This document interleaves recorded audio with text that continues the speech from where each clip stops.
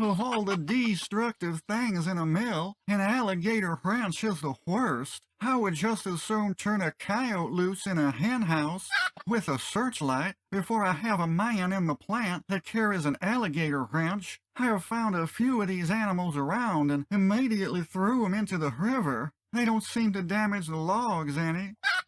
Hey guys, so that was from a 1923 article in Southern Engineer magazine. It seems the humble alligator wrench was already considered a meme tool over 100 years ago. So that got me digging into their history, and it turns out these may not have been intended for what we think they were intended for. The earliest patent I could find was this one, from 1875 by a George Wyatt. Curiously, the patent document calls for diagonally machined teeth on the jaws.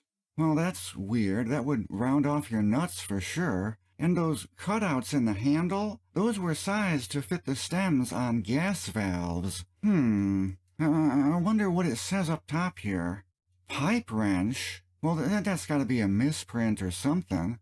Anyway, the term alligator wrench was first trademarked by the American Saw Company of Trenton, New Jersey back in 1887. Check out this adjustable variation they made. And look, they're all listed by pipe sizes. There's nothing about nut or bolt sizes. Huh. Whatever. American Saw split up in 1901, selling their saw line to Diston and their wrench line to the John Roebling Company, who would continue to sell several variations under the Alligator brand. Other companies like Bonnie started selling them in the early 1900s, but due to the trademark on alligator, they had to use other names such as the crocodile wrench or the always ready wrench.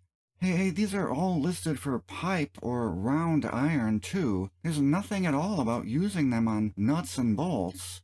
Yeah, the alligator wrench was originally intended as a lower-cost, lighter-weight pipe wrench. And since the teeth were designed to bite and dig in to a soft iron pipe where you didn't care about marring up the finish, they would round off the corners on your nuts, which led to many articles in the trade magazines warning that you could get fired for using an alligator wrench in the shop. The alligator wrench is the most diabolical invention of the era. It will cut corners off of your nuts. Like the alligator itself, it'll take a bite out of anything. When I find an alligator wrench in the kit of one of my men, it is taken from his hands and thrown into the street or sewer. The next time the man commits alligatorism, he is given his time and sent after the wrench. So how did the alligator wrench get this bad reputation and get misused as a universal wrench? Well, a lot of it is just because humans are lazy creatures. It's just too much work to walk back to the toolbox, try and find the right size wrench, when you could just grab the alligator out of your pocket and use it as a universal wrench. Now, this doesn't mean that they shouldn't ever be used on nuts. I found a 1913 article in Automobile magazine recommending that you keep an alligator wrench in your kit for times when you couldn't carry a full wrench set. They also mentioned using them on already rounded off nuts, since you can beat the alligator jaws onto the nut with a hammer, digging the teeth in deeper. Obviously this is going to booger up the nut, but if it's already rounded off, who cares? An alligator wrench is a monstrosity. When such wrenches were brought in by workmen, I have personally thrown the wrenches outdoors. A pipe wrench is bad enough, but an alligator wrench is strictly taboo. So yeah, I found a bunch of articles going into the 20s warning people not to use these on their nuts, but due to human nature, we just used them on our nuts anyway.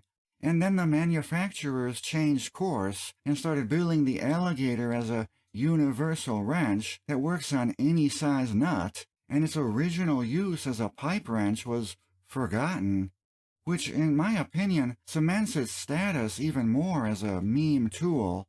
However, after learning the history behind these, I might want to revisit the ranking on our tier list. I don't know if I want to move them up yet, but for now we'll at least give the alligator an asterisk and say misunderstood.